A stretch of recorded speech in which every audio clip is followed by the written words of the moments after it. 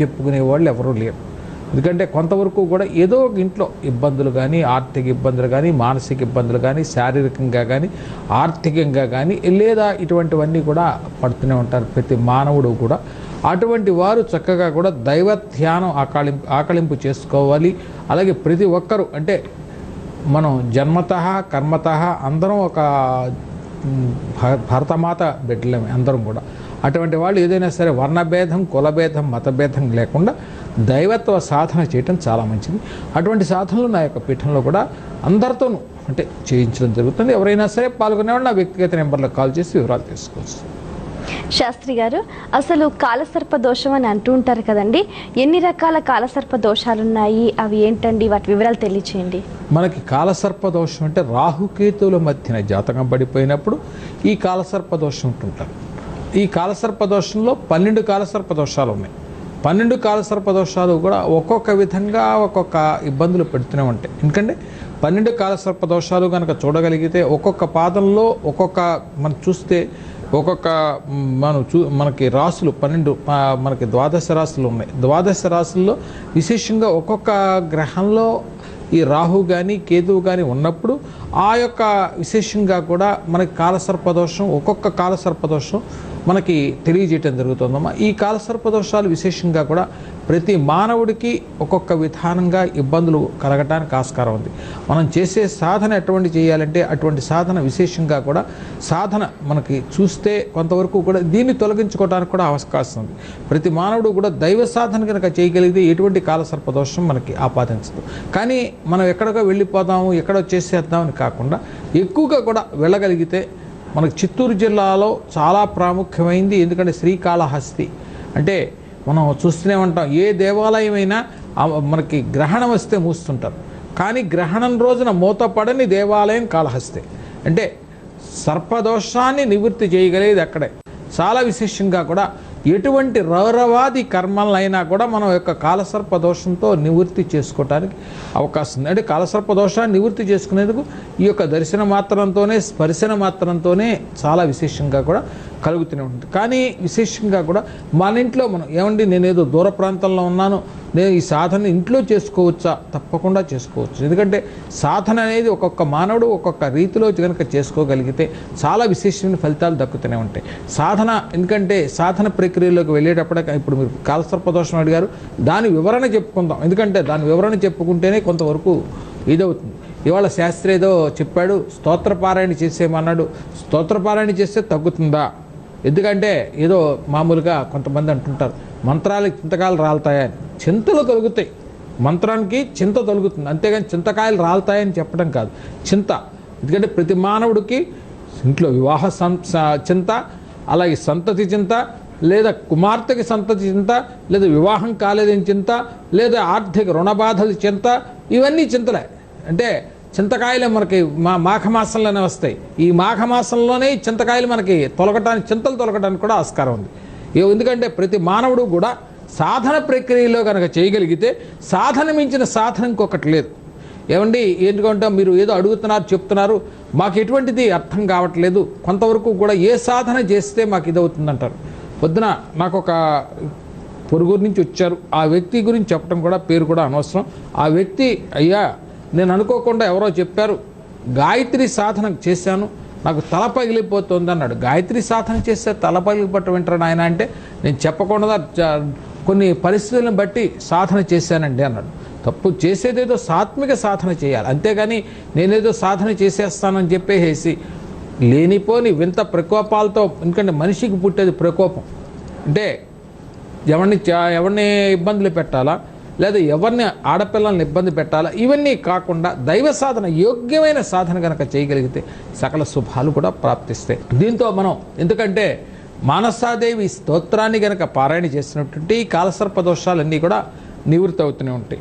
అలాగే మనం చూస్తూనే ఉంటాం, మనకి షష్ఠీదేవి అంటే సుబ్రహ్మణ్య స్వామి భార్య ఆవిడ. ఎందుకంటే మనం వల్లి దేవసేన అంటుంటారు, ఈ దేవసేన షష్ఠి అంటారు. ఎందుకంటే ఈవిడ్ని ఎంత ఆరాధించగలిగితే చాలా విశేషమైన ఫలితాలు మనకి దక్కడానికి ఆస్కారం ఉంది.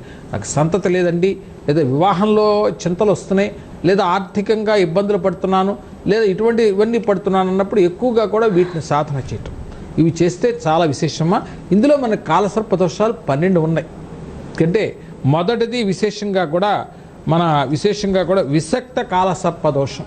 విసక్త కాలసర్ప దోషం అంటే మనకి మామూలుగా 11వ స్థానంలో మన 11వ స్థానం నుంచి 2వ స్థానం వరకు ఉన్న రాహుకేతుల మధ్య పడిపోయిన జాతకాన్ని విషస్త కాలసర్ప దోషం అంటారు. విషస్త కాలసర్ప దోషం అంటే విషస్త కాలసర్ప దోషం వల్ల కొంతవరకు కూడా ఎటువంటి ఇబ్బందులు అంటే కొంతవరకు లేనిపోని యొక్క సమస్యలు మనకి కాలసర్ప దోషం వల్ల వ్యాపారంలో ఇబ్బందులు కానీ, లేదా ఆర్థిక ఇబ్బందులు కానీ, లేదా అనుకోని విధంగా మనం, ఎందుకంటే ఆర్థికంగా చాలా బ్రహ్మాండంగా ఉన్నాం, అనుకోని విధంగా ఎవరికొకరికి మధ్యలో ఉంటాం, ఉండి ఆర్థికంగా మోసపోవటం వల్ల జరుగుతూనే ఉంటుంది. ఈ విశిష్ట కాలసర్ప దోషంలో ఎందుకంటే కాలక్రమంలో చిక్కులు కూడా రావటానికి ఆస్కారం. ప్రతి మానవుడికి కూడా ఒక్కొక్క చిక్కు, అంటే చిక్కు అనేటప్పటికీ చేతులారా తెచ్చుకునేవి కొన్ని ఉంటాయి, వచ్చేవి కొన్ని ఉంటాయి, లేదా ఇతరత్రా వచ్చేవి కొన్ని ఉంటాయి. ఈ విశిష్ట కాలసర్ప దోషం వల్ల మనకి చాలా విశేషంగా, ఎందుకంటే 11వ స్థానం నుంచి 2వ స్థానం లోపల, అంటే 11వ మనకి స్థానం నుంచి 2వ స్థానం లోపల పడిపోయిన దానికి విశిష్ట కాలసర్ప దోషం అంటుంటారు. ఈ విశిష్ట కాలసర్ప దోషంలో లేనిపోని యొక్క సమస్యలు మనకి జటిలం అవుతూనే ఉంటాయి. మనకి ఒక విధంగా చూడగలిగితే కొంతమందికి కాళ్ళ నొప్పులు, కీళ్ళ నొప్పులు వస్తూనే ఉంటాయి. తీసుకెళ్ళి ఈ కీళ్ళని మార్పిడి కూడా చేస్తుంటారు. కీళ్ళ మార్పిడి కొంతవరకు కూడా లేనిపోని యొక్క సమస్యలు ఇవన్నీ కూడా జరుగుతూనే ఉంటాయి. దీన్ని తొలగించుకోవడానికి ఎక్కువగా కూడా మనం చూస్తూనే ఉంటాం బగళాముఖి కవచాన్ని. ఎందుకంటే శత్రు ముఖస్తంభన, శత్రు గతిస్తంభన, పరేషాం అతిస్తంభన, విశిష్ట కాలసర్ప దోషాన్ని తొలగించుకునేది ఎక్కువ కూడా బగళాముఖి కవచాన్ని పారాయణ చేయటం. అలాగే విశేషంగా కూడా మనం చూస్తూనే ఉంటాం ఎక్కువగా కూడా సర్ప ఆరాధన చేస్తే విశేషాలు కలుగుతాయా, సర్పాలను మనం పూజించవచ్చా. మొన్న చూడగలిగితే నా పక్క నుంచి చక్కగా కూడా గోధుమతో చక్కగా నడుచుకుంటూ వెళ్ళింది, మా ఇంటి పక్కన చక్కగా కూడా నడుచుకుంటూ వెళ్ళింది. చాలా విశేషం అసలు. ఎందుకంటే మూగజీవులు మనం కాయి పెట్టి కొడితే ఏమన్నా అంటానికి ఆస్కారం ఉంది. మూగజీవులు మనం ఏమన్నా మనసులో నమస్కారం పెట్టుకున్నాం అనుకో, అవి నడుస్తూ వెళ్తూనే ఉంటాయి. కానీ ఇవాళ సాధన రూపంగా ఏదో ఒక మనం చేస్తూనే ఉంటాం. సుబ్రహ్మణ్య స్వామికి తీసుకెళ్తుంటాం, షష్ఠి రోజునో లేకపోతే చవితి రోజునో తీసుకెళ్ళి పాలు పోస్తాం. ఆ పక్క నుంచి పాము వెళ్ళింది అనుకో, దాన్ని బట్టి గడ్డకు పెట్టుకొడతాం.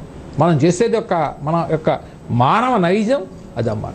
ఆ నైజాన్ని తొలగించుకుని మనం కూడా మూగజీవులు కనుక ప్రేమిస్తే చక్కగా ఇటువంటి దోషం ఉండదు. అలాగే రెండవది, ఎందుకంటే అనంతకాల సర్పదోషం. ఈ అనంతకాల సర్పదోషం అనుకునేటప్పటికి ఎక్కువగా కూడా లగ్నం నుంచి 7వ స్థానం వరకు రాహుకేతుల మధ్యన పడిపోయిన దాన్ని అనంతకాల సర్పదోషం అంటుంటారు. ఈ అనంతకాల సర్పదోషం ఏమండి, ఎక్కువగా కూడా ఈ అనంత పద్మనాభ వ్రతం చేయండి, లేదా అనంత శేషశయుని దర్శించుకోండి, లేదా ఎక్కువగా కూడా వెళ్ళిపోగలిగితే కుక్కి వెళ్ళండి, లేదా చెన్నై దగ్గర పళని వెళ్ళండి, లేదా ఇతరత్ర వెళ్ళండి అని చెప్పి ప్రతి వాళ్ళు కూడా చెప్తుంటారు. లేదా త్రయంబకం వెళ్ళమంటారు. ఎందుకంటే త్రయంబకం కనుక వెళ్తే చాలా విశేషమైన సమస్యలు తొలగటానికి ఆస్కారం ఉంది. అంటే త్రయంబకేశ్వరుని కనుక దర్శనం చేసుకోగలిగితే చాలా విశేషమైన ఫలితాలు దక్కడానికి ఆస్కారం ఉంది. ఈ అనంతకాల సర్పదోషం వల్ల ఎక్కువగా కూడా ఆరోగ్యంలో తీరని ఇబ్బందులు వస్తూనే ఉంటాయి. మానసిక ఇబ్బంది అంటే వాళ్ళలో వాళ్ళే మాట్లాడుకోవటం, లేదా ఇతరత్ర ఏదో చెవుల దగ్గరికి వచ్చేస్తుంది, నాకు ఎవరో ఏదో అనేస్తున్నారు, నాతో ఎప్పుడూ మాట్లాడుతున్నారు. ఎందుకంటే ఇవాళ చూడగలిగితే వైద్య రంగం ఇబ్బంది మామూలు చాలా అభివృద్ధి అయింది. ఇదివరకైతే మనకి విశేషంగా కూడా ఈ మానసిక ఇబ్బందులు వచ్చిన వాళ్ళని చక్కగా కూడా ఒక కటకటాలు మనం చూస్తూనే ఉంటాం, జైలు గోడలు చూస్తూనే ఉంటాం. ఆ కటకటాల్లో పెట్టేసి చక్కగా నమక చమకాలు పారాయణ చేసేవాళ్ళట. నమక చమకాలు ఎక్కువగా కూడా పారాయణ చేస్తూ ఉండేవాళ్ళట. అటువంటప్పుడు ఎక్కువగా కూడా ఇది కొంతకాలానికి తగ్గేదని చెప్పి మన యొక్క పూర్వీకులు కూడా చెప్పడం జరిగింది. అలాగే ఈ అనంతకాల సర్పదోష నివృత్తికి ఎక్కువగా కూడా సర్పసూక్త పారాయణ ఎక్కువగా పారాయణ చేయటం, లేదా ఓ నమోస్తు సర్పేభ్యో ఏకేచో పృథ్వీ మనో ఏ అంతరిక్ష ఏ దివితేభ్య ఏ సర్పేభ్యో నమః.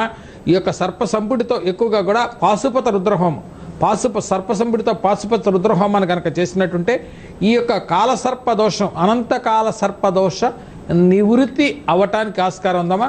అలాగే రాగి సర్పాన్ని, అలాగే గంధపు చెక్క, ఆవు పాలు, తేనె, అలాగే మనం చూస్తూనే ఉంటాం బెల్లం పానకం, ఇవన్నిటినీ ఒక చక్కగా తయారు చేసి వివాహం కాని ఒక బ్రాహ్మణ కుర్రవాడికి అతనికి చక్కగా కూడా మంచి వస్త్రాలు మంచి యొక్క సంభావన ఇచ్చి చేసినట్టుంటే అతి శీఘ్రంగా కూడా ఈ యొక్క దోషం నివృత్తి అవుతుందమ్మా. అలాగే మనం ఇంకొకటి చూడగలిగితే విశేషంగా కూడా మూడోది శంఖచూడ కాళసర్ప దోషం. శంఖచూడ కాళసర్ప దోషం అనేటప్పటికీ 9వ స్థానం నుంచి 3వ స్థానం వరకు రాహుకేతుల మధ్యన పడిపోయిన దాన్ని శంఖచూడ కాళసర్ప దోషం అంటారు. శంఖచూడ కాళసర్ప దోషం చాలా విశేషమైంది. ఎందుకంటే మనం మామూలుగా చూడగలిగితే కొంతవరకు కూడా గురువు వలన కానీ తండ్రి వలన కానీ తర్వాత పెద్ద తండ్రి వలన కానీ దురదృష్టాలు అంటే కాలం చేయటమో లేదా వాహన రూపంగా ఇబ్బందులు కలగటమో లేదా లేనిపోని సమస్యలు చాలా విశేషంగా కూడా ఇదవుతూ ఉంటుంది. ఆ యొక్క దోష నివృత్తికి ఎందుకంటే గురువు యొక్క శంక ఇబ్బంది, తండ్రులు ఎందుకంటే పెద్దవాళ్ళ వల్ల ఎందుకంటే తల్లిదండ్రులకు ఇబ్బంది కలగటము, పెద్ద తండ్రులకు ఇబ్బంది కలగటము, గురువు వల్ల కూడా ఇబ్బంది కలగటం. ఎందుకంటే గురువు ఒకప్పుడు ఎందుకంటే గురువు మామూలుగా ఏదైనా మంచి గురువు ఉంటే పర్లా, మంచి స్నేహం ఇస్తే పర్లా, గురువు ఏదో వచ్చేసాడండి చేసేసాడు గురువు వల్ల నేను ఇబ్బందులు పడుతున్నాను అనుకుని కొంతమంది పడుతుంటారు. ఈ శంఖచూడ కాళసర్ప దోషం వల్ల లేనిపోని యొక్క సమస్యలు మనకి ఉత్పన్నం అవుతుంటాయమ్మా. ఈ శంఖచూడ కాళసర్ప దోషాన్ని ఎక్కువగా కూడా తొలగించుకోవటానికి ఎక్కువగా కూడా మనం చూస్తూనే ఉంటాం. దక్షిణావృత శంఖు, ఎందుకంటే దక్షిణావృత శంఖులో ఈ రాగి సర్పాన్ని గనక పెట్టి లేదా రాగి సర్పం మీద ఈ దక్షిణావృత శంఖుతో తేనె పానకం బెల్ల పానకం ఏదో పంచదార పానకం పటికి బెల్లం పానకం కాదు, అది పన్నీరు మూడు కలిపి స్వామి గారికి అభిషేకం కనుక చేసినట్టుంటే ఈ శంఖచూడ కాళసర్ప దోషం నివృత్తి అవ్వటానికి ఆస్కారం ఉందమ్మా. ఇది చాలా విశేషమైంది. ఎందుకంటే శంఖచూడ కాళసర్ప దోషం వల్ల సకల ఇబ్బందులు కూడా మనకి తొలగటానికి ఆస్కారం ఉంది తల్లి. అలాగే విశేషంగా కూడా మనకి మామూలుగా 4వది శేషనాగ కాళసర్ప దోషం. శేషనాగ కాళసర్ప దోషం అనేటప్పటికీ 12వ స్థానం నుండి 6వ స్థానం వరకు రాహుకేతుల మధ్యన పడిపోయిన దాన్ని ఎక్కువగా కూడా శేషనాగ కాళసర్ప దోషం అంటుంటారు. ఈ శేషనాగ కాళసర్ప దోషం కొన్ని ఇబ్బందులు కలగటానికి ఆస్కారం ఉంది. ఎందుకంటే మామూలుగా కొంతవరకు కూడా వృధా ఖర్చులు, తర్వాత గూఢ శత్రువులు, అంటే మనకు ఎవడో శత్రువు ఎక్కడో లేడు, మన మనస్సులోనే వాడు మామూలుగా వాడేదో చేసేస్తున్నాడు నేనేదో చెయ్యాలి లేదా ఇతరత్ర వాడు నాశనం అవ్వాలి అని మనస్సులో ఎప్పుడైతే పుట్టిందో అది మన గూఢ శత్రువులే. ఎందుకంటే ఎక్కడో శత్రువు అనేవాడు ఎక్కడా లేడు, అంతర్గతంగా బహిర్గతంగా లేడు, అంతర్గతంగా మన మనస్సులోనే శత్రువు ఉన్నాడు. ఎందుకంటే ఎదుటి వాడి గురించి మనం అనుకుంటున్నాం అనుకో, వాడి మొహం చూస్తామనుకో వాడేదో అనేస్తున్నాడు అని చెప్పి మనసులో మనకు పుడుతుంది. అంతేగాని వాడేదో అంటున్నాడు, వాడేదో చేస్తున్నాడు, వాడేదో నాకు పెట్టేశాడు, వాడేదో నాకు మామూలు ఇది పెట్టాడు, ఆకర్షణ పెట్టాడు, లేదా ఇది పెట్టాడు అది పెట్టాడు, లేదా ఏదో మందు పెట్టాడు, ఇవన్నీ లేనిపోని అపరాధాలకు వెళ్ళేది ఏమీ లేదు. అక్కడ మన సాధన రూపంగా కనుక వెళ్ళగలిగినట్టుంటే మనస్సే ఒక మందిరం, ఎక్కడో భగవంతుడు ఎక్కడో లేదు, మనస్సుని ఏకాగ్ర చిత్తంతో కనుక చూసుకోగలిగితే సకలగా ఈ నిగూఢ శత్రువులు కానీ గూఢత్వంగా ఉన్నవి కానీ లేదా దైవ సాధనలో ఉన్నవి కానీ అన్నీ కూడా యోగ్యమైన స్థానాన్ని మనకి చాలా పొందటానికి ఆస్కారం ఉందమ్మా. ఈ శేషనాగ కాళసర్ప దోషం చాలా విశేషమైంది. ఈ శేషనాగ కాళసర్ప దోషాన్ని కనుక తొలగించుకోవడానికి ఎక్కువగా కూడా మన సుదర్శన కవచాన్ని, సుదర్శన మహాజ్వాల కోటిసూర్య సమప్రభ అంధకారస్య మే దేవా విష్ణోర్మార్గం ప్రదర్శయ. సుదర్శన మహాజ్వాల కోటిసూర్య సమప్రభ అంధకారస్య మే దేవా విష్ణోర్మార్గం ప్రదర్శయ. ఎవరే ఇచ్చేది అనేటువంటికి విష్ణువు ఎక్కడున్నాడయ్యా? మనస్సులోనే ఉన్నాడు. ఎందుకంటే మనం చూడగలిగితే ఒక ప్రహ్లాదుడికి చక్కగా కూడా మనం నృసింహుని ఆరాధించాం వెంటనే, ఎందుకంటే లక్ష్మీదేవిని ఆరాధిస్తే శాంతించట. ఎవరిని ఆరాధించాలి? ప్రహ్లాదుని ఆరాధించాలట. ప్రహ్లాద వరద అంటే ఆయన శాంతిస్తట. ఎందుకంటే భక్తుడి యొక్క మనస్సులో ఆయన ఉన్నాడు. ఎందుకంటే ఆ ఉగ్ర రూపం శాంతించవయ్యా అని వేడుకునేది ప్రహ్లాదుని వేరుకుంటే ఆ నృసింహుడు శాంతిస్తట. అయ్యా అలాగే ఆర్థిక ఇబ్బందులండి, తాళలేకపోతున్నాను అనుకున్నప్పుడు పెసరపప్పు, ఎందుకంటే వడపప్పు చక్కగా ఒక చిన్న గిన్నె తీసుకుని దాని నిండా కూడా పెసరపప్పు చక్కగా నానబెట్టి దాని గిన్నె నిండా వచ్చేటట్టు కనుక పెట్టి, అలాగే పానకం ఎందుకంటే బెల్లం పానకం, దాంట్లో ఏదో బెల్లం పానకం పోసేస్తున్నాం ఎందుకంటే శ్రీరామనవమి రోజున బెల్లం పోస్తున్నాం పానకం పోస్తున్నాం అని కాకుండా దాంట్లో వేసేది ఈ అలకులు, అలాగే చక్కగా కూడా సువాసన లవంగాలు కానీ వీటిలో వేసి చక్కగా మిళితం చేసి కనుక స్వామికి తీర్థం పెట్టిన మామూలు నైవేద్యం పెట్టినట్టుంటే ఈ ఆర్థిక ఇబ్బందులు కొంతవరకు కూడా తొలగడానికి ఆస్కారం ఉందమ్మా. ఏదో చేసేద్దాం భగవంతుడికి చేసాం నమస్కారం పెట్టాం, నమస్కారం పెట్టాడు దేవుడు ఇదవుతూనే ఉంటుంది. అలాగే చూస్తూనేమన్నా ఇవాళ కనుక నేను దూర ప్రాంతం వెళ్తున్నాను, భగవంతుడికి నేను మామూలు ఎటువంటి నైవేద్యం పెట్టుకోలేదు, ఎటువంటి పూలు చేసుకోలేదు అనుకున్నప్పుడు విశేషంగా కూడా చూస్తూనే ఉంటాం. లం పృథ్వీతత్వాత్మనే కొన్ని, ఎందుకంటే గంధం పరికలపై ఆమె గంధం కొన్ని లక్షల కోట్ల గంధం పడిపోతుంది అక్కడ. అలాగే హం ఆకాశతత్వాత్మనే పుష్పం, చాలా విశేషంగా కూడా కొన్ని కోట్ల పుష్పాలు పడిపోతుంటాయి. ఎం వాయుతత్వాత్మనే ధూపం, విపరీతంగా కూడా ధూపం వస్తూ ఉంటుంది. రం వహితత్వాత్మనే దీపం పరికలపై దీపం రావడానికి చాలా విశేషంగా దీపాలు రావడానికి. వం అమృతత్వాత్మనే అమృత నైవేద్యం, అంటే చాలా షడ్రసోపమైన ఇవాళ, ఎందుకంటే ఇవాళ కనుక చూడగలిగితే మనం చేసే పంచభక్ష పరవాణాలు చాలా విశేషంగా కూడా భగవంతుడి పడిపోవటానికి ఆస్కారం.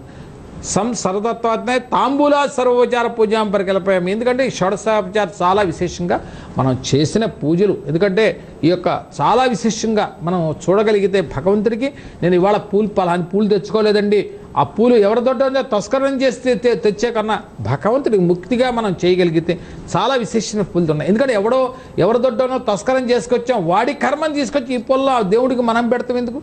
చక్కగా కూడా మనస్సే ఏకాగ్ర చిత్తం, చక్కగా లేదు అక్షంతలు చక్కగా కూడా పరమశివుడికి అయితే బియ్యంలో కొద్దిగా నీళ్లు వేసేసి మామూలుగా స్వామికి పూజ చేసినా సరిపోతుంది. లేదా అమ్మవారికి అయితే ఎర్ర అక్షంతలు, చాలా పసుపు అక్షంతలు చక్కగా కూడా అందరికీ పనికొస్తాయి. అవి కనుక చేసినట్టుంటే చాలా విశేషం. ఏదో చేసేద్దాం, మనకేదో ఇన్ని పూలు కనుక పెట్టగలిగితే ఎంత ధనం వస్తుందో, లేదా ఎక్కువగా కూడా ఎంత తీసుకొస్తే ఇన్ని పళ్ళు పెట్టేసామనుకో మంచి ఫలితం ఇస్తాడు. ఇచ్చేది మనస్సు ప్రధానం. ఇవాళ నీకు పెట్టావు పెట్టలేదని భగవంతుడు అడగడు, కానీ మనస్సుని ఏకాగ్ర చిత్తంతో చేసుకోవాలి. ఎందుకంటే మనస్సు అనే కపీశ్వరుని కనుక మనం కట్టివేయగలిగినట్టుంటే సకల ఉత్పన్నాలు సకల దోషాలు మనకి చాలా విశేషంగా కూడా ఉత్పన్నం అవటానికి ఆస్కారం ఉందమ్మా. ఎందుకంటే ఏదో చేసేస్తున్నాం, మనకు మనస్సు ఎంతవరకు కూడా కొంత వెళ్ళగలిగితే కొంత మనం అనుకోకుండా ఒక ప్రాంతానికి వెళ్ళినట్టుంటే, ఏమండి మేము మామూలుగా ఘంటానాదం నైవేద్యం దగ్గర ఘంటానాదం వాయించవచ్చా? ఎందుకంటే షోడశోపచార పూజలు చేసినప్పుడు ఘంటానాదం వాయించమని చెప్పారు. ఎందుకంటే ఒక్కొక్క షోడశోపచార పూజానికి చక్కగా కొంతమంది వెళ్తుంటే ఈ దీపంతో నూనెతో చేయొద్దు, లేదా ఆ నూనెతో చేయొద్దు, లేదా ఎక్కువగా చెప్పగలిగేది నేను. ఎందుకంటే నూనెల్లో కూడా విశేషంగా కూడా నువ్వుల నూనె ఎక్కడైనా సరే మనం మామూలుగా మందపల్లి దగ్గర చక్కగా అభిషేకం చేసి నూనె రీసిలెక్ట్ వేసి దీపారాధనకు వస్తుంది. అది కాకుండా ఒరిజినల్ చక్కగా కూడా ఊరగాయకేమో భగవంతుడికి మంచి నూనె వాడతామా, మనకు ఊరగాయకేమో మంచి నూనె వాడతామా, భగవంతుడికి వచ్చేటప్పటికేమో ఏదో పనికిరాని నూనె దీపారాధన చేస్తాం. దానివల్ల మనకు సమస్యలు కూడా అవుతూనే ఉంటాయి. అలాగే కొంతవరకు కూడా చేసేది మనస్సు ప్రధానం. ఏదో మనస్సు ప్రధానం అని చెప్పి స్నానం చేయకుండా దీపారాధన చేస్తున్నామా? మనం చేయం కదా. అలాగే మనం దేవుడికి భగవంతుడికి దీపారాధన చేయకుండా మనం కొబ్బరి తినేసిన తర్వాత నైవేద్యం పెడతామా? కొంతవరకు మనం చేసేది ఏదైనా భగవంతుడికి కనుక మనకి యొక్క శక్తానుసారం, అంటే ఇవాళ తీసుకొచ్చేసి ఏదో పెట్టేసేయండి, ఇది ఎంత పెట్టండి అంత పెట్టండి అని కాదు. మన ఇంట్లోనే భగవంతుడు ఉన్నాడు. ఎక్కడికో క్షేత్రాలకు వెళ్ళి దర్శనం చేసుకున్నంత మాత్రాన ఏది కాదు, మన ఇంట్లోనే చక్కగా కూడా చేసుకోగలిగితే ఆ భగవంతుడి యొక్క నామమే మన యొక్క చెవుల్లో వినపడటానికి ఆస్కారం ఉంది. ఆ నామాన్నే పదే పదే చక్కగా కూడా చేయటం వల్ల సకల ఉత్పన్నాలు సకల సమస్యలు కూడా మనకి తొలగటానికి ఆస్కారం ఉందమ్మా. అలాగే మనకి విశేషంగా కూడా ఐదోది తక్షక కాల సర్పదోషం. అంటే తక్షక కాల సర్పదోషం, ఈ తక్షక కాల సర్పదోషం అనేటప్పటికి 7వ స్థానం నుంచి మామూలు లగ్నం వరకు కూడా రాహుకేతుల మధ్యన పడిపోయినప్పుడు ఉత్పన్నమయ్యేది తక్షక కాల సర్పదోషం. ఈ తక్షక కాల సర్పదోషం వల్ల కొన్ని ఎటువంటి ఇబ్బందులు వస్తాయంటే మామూలు కాలసర్పదోషం కూడా అవటానికి ఆస్కారం ఉంది. జీవిత భాగస్వామితో లేనిపోని ఇబ్బందులు వస్తుంటాయి. అంటే వివాహం అయ్యేటప్పుడు 100 మంది ఉంటారు, ఏదైనా వీళ్ళు విడిపోయేటప్పుడు ఏంటంటే ఆ జడ్జి ఉంటాడు, లేదా వాళ్ళు పెద్దవాళ్ళు ఉంటారు, అట్టా విడిపోతుంటారు. ఇది మామూలు కాలసర్పదోషం వల్ల మనకి తక్షక కాలసర్పదోషం వల్ల వచ్చు ఇబ్బందులు. ఎందుకంటే భార్యాభర్తలు కొంతవరకు కూడా విడిపోవటానికి అన్యోన్యత లేకపోవటానికి ఉండటానికి ఆస్కారం ఉందమ్మా. అలాగే విశేషంగా కూడా 7వ స్థానం నుంచి లగ్నం వరకు కూడా ఉన్న రాహుకేతుల మధ్య పోయిందని తక్షక కాల సర్పదోషం. ఈ కాలసర్పదోషం వల్ల కూడా కొన్ని మామూలుగా లేనిపోయిన జీవిత భాగస్వామితో చిక్కులు, లేదా ఎక్కువగా కూడా వ్యాపారం. ఇవాళ కోటీశ్వరుడైనా సరే రేపు పొద్దున్న రోడ్డు మీద పడిపోవటానికి ఆస్కారం ఉంది. అంటే బాగానే ఉన్నా కదండి నా వ్యాపారానికి ఏంటంటే అనుకుంటాడు, రేపు పొద్దునకి చూస్తే ఆ షట్టర్ మూసేయాల్సిన అవసరం కూడా వస్తూ ఉంటుంది. అలాగే ఇవాళ రోడ్డు మీద చూడగలిగితే టీ బంక్ పెట్టుకున్నవాడు రేపొద్దున కోటీశ్వరుడు అవ్వటానికి కూడా ఆస్కారం ఉంది. అంటే ఎట్టా వచ్చిందా అంటే ఎక్కడి నుంచో చూస్తున్నాం. నిధి నిక్షేపాలు కాదు, లేదా ఏదో ఏటీఎం కొడతాం కాదు, మనస్సు ప్రధానం. మనస్సు ఏకాగ్ర చిత్తంతో కనుక ఉండగలిగితే మనస్సే మన యొక్క కర్మల్ని తొలగించడానికి ఆస్కారం ఉంది. అంటే అంతేగాని ఎప్పుడు పడితే మాకు జపమాలు తిప్పుతూ నేను జపం చేస్తున్నాను 10 మందికి మామూలుగా నేనే ఆదర్శప్రాయుడిని, నేనే ఒక సాధకుడిని. సాధకుడు అందరూ సాధకులే, మనస్సే సాధన. ఎందుకంటే ఇవాళ వైవి శాస్త్రి ఏదో సాధన చేసేసాడు, అందరూ సాధన చేయాలి. ఇవాళ ఏదో చేసేద్దాం, వచ్చేసేద్దాం, ఇచ్చేసేద్దాం అని కాదు. చక్కగా కూడా మనస్సు ఏకాగ్ర చిత్తంతో ప్రత్యంగర కాదు ఇంకొక దేవత కూడా మన ఎదుర్కొన్నా వచ్చి చక్కగా కూడా మనకి జరిగేది జరగబోయేది చెప్పడానికి ఆస్కారం ఉంది. ప్రతి దేవత చెప్తుంది. ఈ దేవత చెప్తుందా, ఆ దేవత చెప్తుందా, నేను ఏదో సాధన చేయాలి, కొన్ని లక్షలు ఖర్చు పెట్టాలి, ఊళ్ళమ్మటి తిరగాలి, లేదా ఇది చేయాలి అది చేయాలని కాదు. ఎక్కువగా కూడా సాధన యోగ్యతగా కనుక చేయగలిగితే సకల శుభాలు మనకి, ఎందుకంటే శుభ పరిణామాలు అవి కూడా దక్కడానికి ఆస్కారం ఉందమ్మా. అలాగే ఈ భార్యాభర్తలు, ఎందుకంటే ఇవాళ చూడగలిగితే తల్లులు అందరూ కూడా, ఆడపిల్లలందరూ కూడా చూడగలిగితే, ఎందుకంటే మగపిల్లల కన్నా కూడా ఉच्च స్థితిలో ఉన్నారు. ఇవాళ విద్యలో కూడా ఇదివరకు మనం చూస్తూనే ఉన్నాం. ఎక్కువగా కూడా సాధన రూపంగా కనుక ఎంత చేస్తే అంతటి విశేషమైన ఫలితాలు మనకి దక్కడానికి ఆస్కారం ఉంది. ఇవాళ ఎంతవరకు కూడా ఆడపిల్లలు కూడా మంచి ఉच्च స్థితిలో, ఎందుకంటే మామూలు ఉద్యోగం పురుష ధర్మం అనేవాళ్ళు మామూలు. అలాగే ఇప్పుడు ఎందుకంటే ఉద్యోగం స్త్రీ మామూలు ఇదివరకు మామూలుగా ఇదివరకు మనగా పురుష కర్తవ్యం అనేవాళ్ళు ఎదుర్కొని ఇప్పుడు స్త్రీ ధర్మం అని కూడా మనం అంటానికి ఆస్కారం ఉందమ్మా. చాలా విశేషమైన కాలం అమ్మ. ఓకే, చాలా సంతోషం అండి. మీ అమూల్యమైన సమయాన్ని కేటాయించి కాలసర్ప దోషాల గురించి చాలా చక్కగా వివరించినందుకు ధన్యవాదాలండి.